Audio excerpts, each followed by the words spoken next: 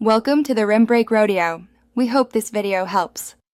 You start by protecting your work and picking the visual direction. Back up important files to one drive or an external drive, then pick 2-3 primary colors and one accent.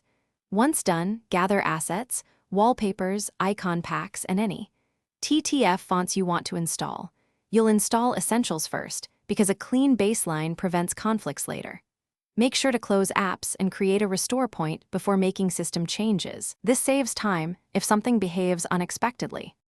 You now alter the visible interface. Start with the wallpaper, ideally 4K or 1920x1080, matching your palette. Install an icon pack and apply it using a lightweight tool or a trusted launcher. Sometimes a small registry tweak is needed for full icon replacement. Then customize the taskbar.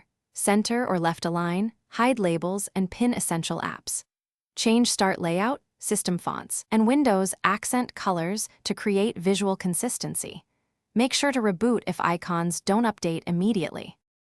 You finish by adding polish, widgets or rainmeter skins for info at a glance, animated cursors, and a matching lock screen. Optimize performance next. Disable unnecessary startup apps, set the power plan for balance, and check update settings.